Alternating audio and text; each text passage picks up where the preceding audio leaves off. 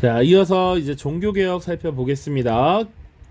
종교개혁, 크게 루터의 종교개혁, 그리고 칼뱅의 종교개혁, 영국에서 일어난 종교개혁, 그리고 이러한 종교개혁에 대한 로마 가톨릭 교회의 대응, 그 이후 이런 종교를 둘러싼 유럽 내 전쟁, 이렇게 5가지 주제를 좀 보면 되겠습니다.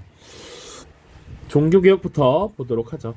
그러니까 종교개혁에 영향을 미친 것은 여러 가지가 있겠지만, 일단은 기본적으로 이 알프스 이북에 퍼졌던 르네상스 이런 것도 교회에 대한 비판, 현시사회에 대한 개혁 이런 것들을 주장했다라고 했죠. 그런 것들도 하나의 변화 요인이 될 수 있습니다. 그러나 각각 뭐 직접적인 배경이라든지 이런 건 다를 수 있으니까 구분을 해야 해요. 자, 가장 먼저 루터의 종교개혁 보겠습니다.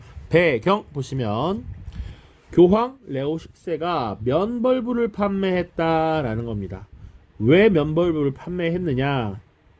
자, 성 베드로 성당을 증축하는 비용을 마련하기 위해서 면벌부를 판매했다라고 되어 있습니다. 자, 그래서 이런 모금을 하는 함에다가 동전 같은 걸 이렇게 떨어뜨려서 납부를 하는데, 심지어 그런 말이 있었죠. 이 동전에 땡그랑거리는 소리가 크면 클수록 너희 죄는 더 크게 사함을 받는다, 이런 것이죠. 사실 근데 이 크리스트교에서는 원죄론이라는 걸 채택을 하고 있기 때문에 누구나 면벌부가 필요한 존재들이라고 인식될 수 있는 것이지. 어쨌거나 이 교황이 신의 대리자로서 자신의 능력이라고 이런 것들을 강조하면서 면벌부를 판매했다는 것이죠. 너네들이 돈을 내야 벌을 면할 수 있다, 이런 말도 안 되는 소리를 했다, 이런 것들에 대한 비판이 있었죠. 사실은 이전에도 이런 것들은 계속 있었습니다. 예를 들면 위클리프와 후스 같은 인물들이 있었죠. 이 둘은 기본적으로 성서의 중심이 되어야 된다, 성서를 따라가야 되고 성서를 가장 우선으로 삼아야 된다라고 이야기를 했습니다. 그쵸? 교황이라는 거 성경책에 안 써있다 이거야. 그죠? 그런 것들이 사실상 쌓이고 쌓여서 논리가 정립이 된 것입니다. 그래서 루터라고 하는 인물이 95개조 반박문을 발표하죠. 지금 이 로마 가톨릭이 어떤 것들을 잘못하고 있고 어떤 것이 문제인지 조목조목 반박을 해서 발표를 합니다. 인간의 구원이라고 하는 것, 죄를 사함 받는 것, 이런 것들은 얼마나 열심히 신을 믿고 있는가, 그리고 신의 뜻이지 이것이 뭐 돈을 낸다고 해서 되는 것이 아니다라는 것이죠. 오직 신앙과 은총에 달려있고 그 신앙의 근거는 성서야. 그런데 성경책에 면벌부라는 거 있지 않고 교황이라는 것도 사실 있지 않다라는 것이죠. 그래서 이 루터는 사실상 기존의 로마 가톨릭을 비판하면서 로마 가톨릭의 적이 되었고요. 이 루터는 사실상 이제 교황에게 추적의 대상이 되는 것이죠. 그런 당시 독일의 한 제후 세력이 루터를 보호해 줍니다. 그래서 이 독일 내에서 루터를 지지하는 독일의 제후 세력과 신성 로마 제국 황제의 서포트를 받는 로마 가톨릭 교회가 이렇게 지금 대립을 하게 되는 것이죠. 대립.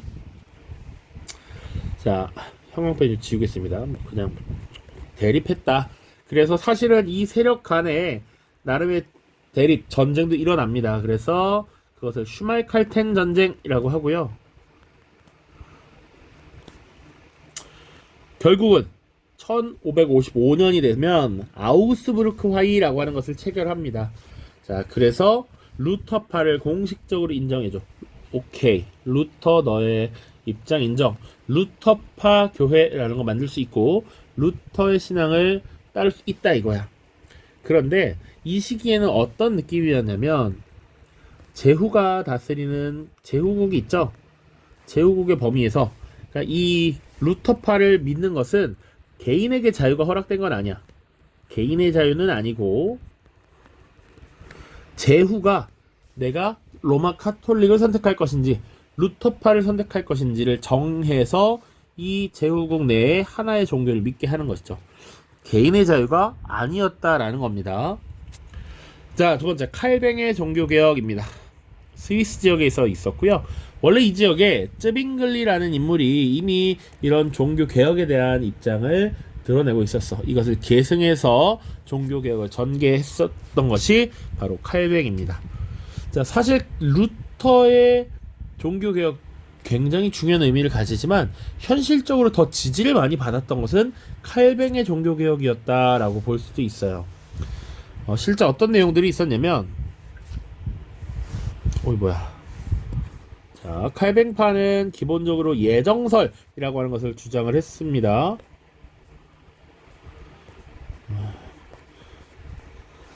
자, 인간의 구원이라고 하는 것은 이미 정해진 것이다. 믿음을 가지고 생활을 하면 어차피 정해진 대로 구원을 받던지 지옥에 가든지 할 거란 얘기야. 열심히 살면 된다. 이미 정해진 것이다. 하나님께서 우리를 구원해 주신다. 그렇기 때문에 너희 믿는 거지. 그렇지 않으면 믿을 의미 없지. 믿음을 가지고 생활하면 된다. 자, 그리고 이 교황에 의한 상하 위계 질서 이런 것들에서 조금 더 벗어난 이런 제도를 도입하기 위해 노력합니다. 장로제를 도입해서 나름 교회에 자치적인 요소를 부여하려고 하고요. 또 중요한 게 요 세 번째입니다. 흔히 직업 소명설 이렇게 얘기도 합니다. 자, 근면하고 검소한 생활윤리를 강조해. 이건 그리스도교에서 원래 강조했던 내용이야. 그래서 열심히 일해서, 근면이라는 건 열심히 일한다는 얘기죠.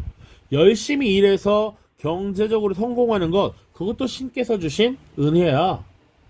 그렇기 때문에 부를 축적하는 것, 이게 나쁘지 않다라는 걸 표현을 하는 것이죠. 그래서 이 직업 소명설에 의해서 칼뱅이 엄청나게 많은 지지를 얻고요. 이 칼뱅파 신교가 많이 확산되는 모습이 나타납니다. 자, 그래서 영국, 프랑스, 네덜란드 등등에 확산이 되는데 그 지역에서 이 칼뱅파 종교를 믿는 교도들을 뭐라고 불렀느냐?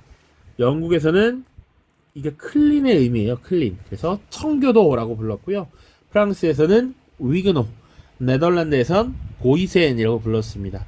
이 칼뱅파 신교도들이 내부적인 이 투쟁을 통해서 나름의 종교적 자유를 얻는다든지 전쟁을 벌인다든지 하는 모습이 나타나니까 각각의 명칭을 좀 기억해두면 되겠습니다. 영국, 프랑스, 네덜란드, 청교도와 위그노, 고이센입니다. 그래서 칼뱅의 종교개혁. 요렇게 지금 두 종교개혁의 사례를 봤고요. 요렇게 등장한 새로운 종교를 보통 신교라고 불렀어요. 신교를 믿는 사람들 프로테스탄트라고 부릅니다. 그러면 과거 로마 카톨릭은 이에 대비해서 구교라고 부르죠. 로마 카톨릭. 자, 지금 루터와 칼뱅의 종교개혁 봤고요. 그 이후에 영국의 종교개혁을 봐야 되는데 여긴 조금 더 특이합니다. 사실은. 자, 요것은 당시 영국의 왕이었던 헨리 8세의 이혼 문제에서 비롯이 되는데 뒤에 기회가 되면 절대왕정 시기 헨리 8세의 딸 엘리자베스 설명하면서 같이 또 많이 얘기해 볼 시간이 있으면 좋겠습니다. 영국의 이 헨리 8세는요 6명의 왕비를 두었던 왕이고요. 이 왕이 개인적으로 이혼을 위해서 지금 영국의 교회를 로마로부터 가톨릭으로부터 분리시킨 겁니다. 배경 보시면 헨리 8세가 왕비와의 이혼 문제를 처리하기 위해서 교황과 대립을 했다라는 거예요. 당시 헨리 8세 왕비가 누구였냐면 스페인 왕국의 공주였던 캐서린입니다.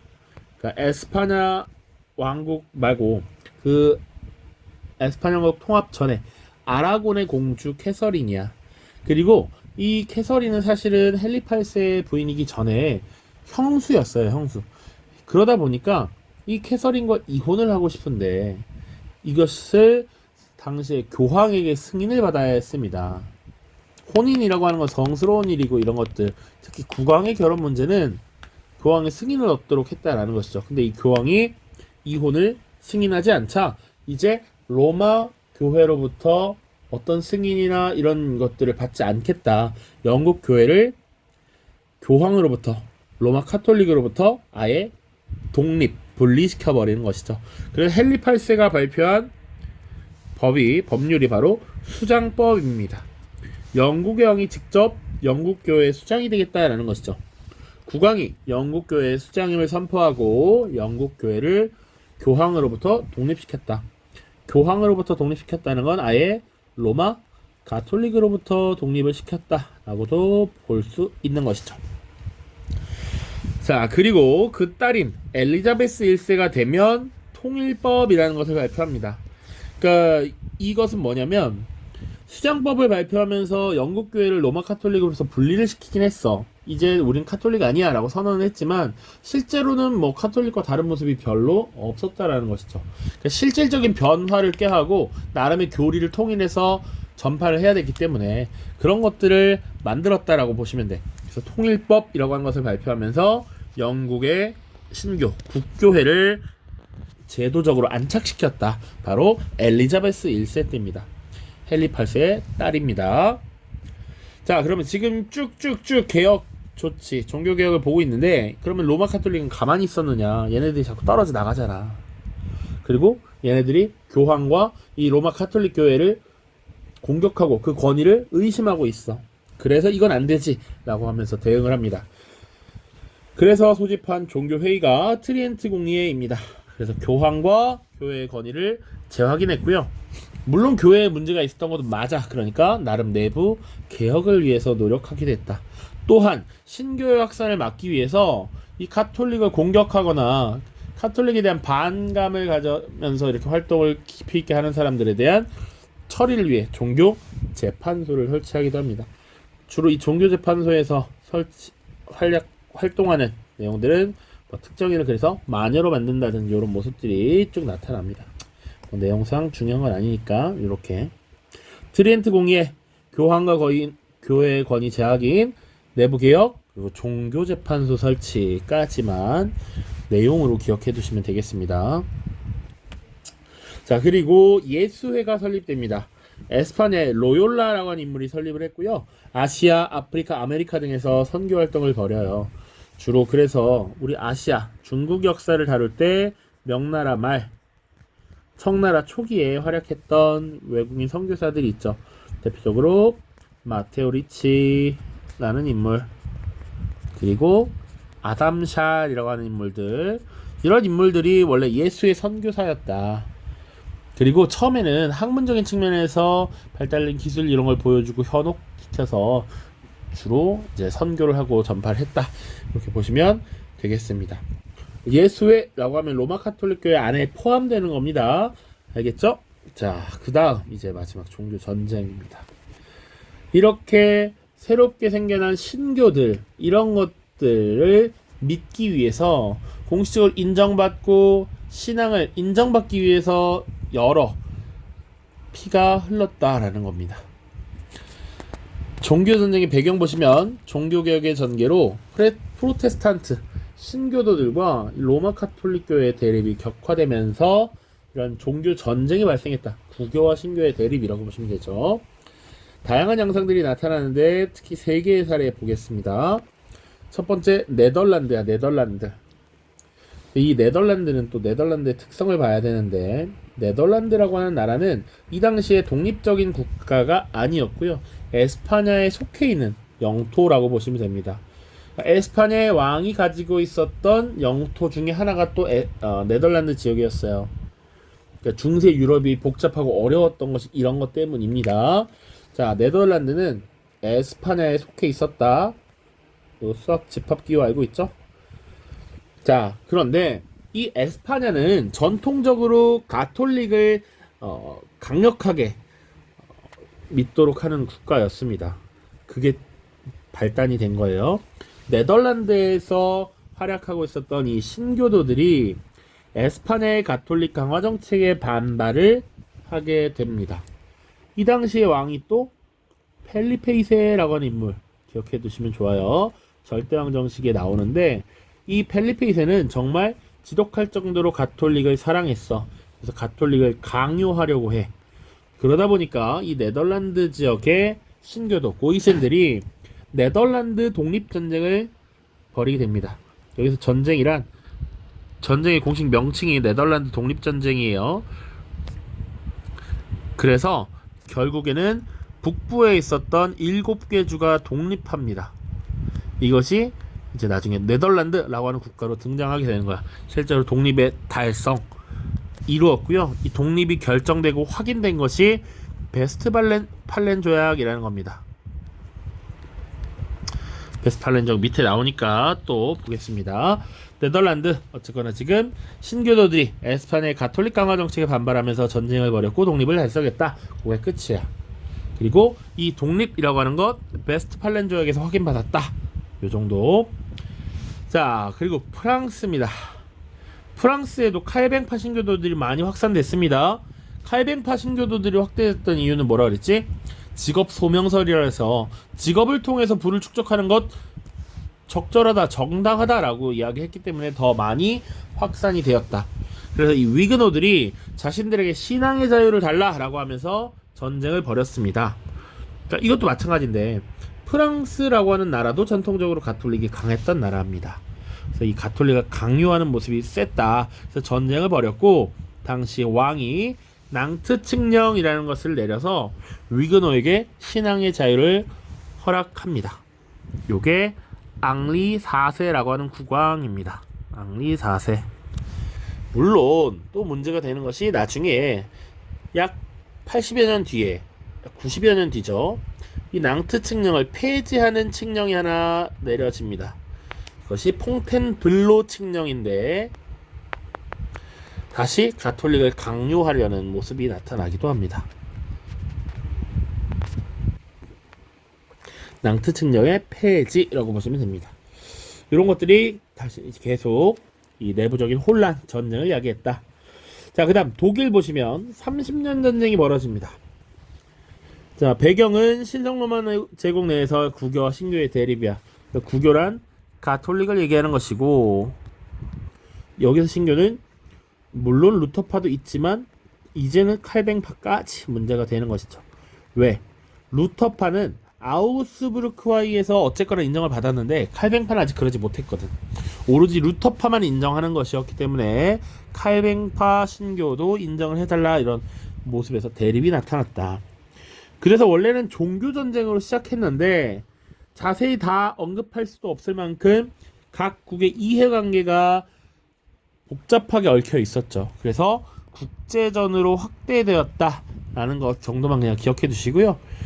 이 전쟁이 결국 이제 종료되는 것 베스트팔렌 조약의 체결이라고 보시면 되겠습니다.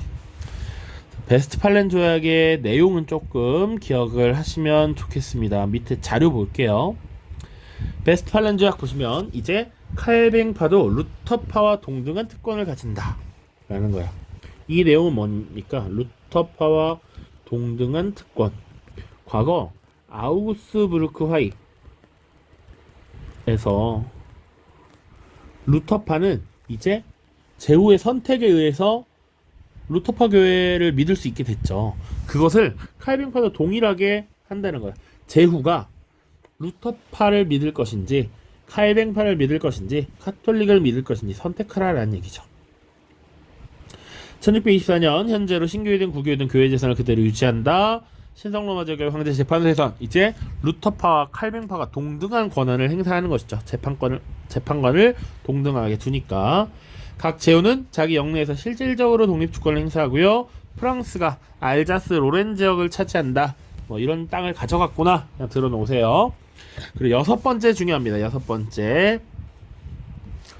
나름 국제전으로 확대됐다라고 했기 때문에 네덜란드는 에스파냐로부터 스위스는 신성 로마 제국으로부터 독립된 국가임을 인정받는다.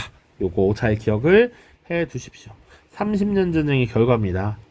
칼뱅파도 동일하게 인정받았다.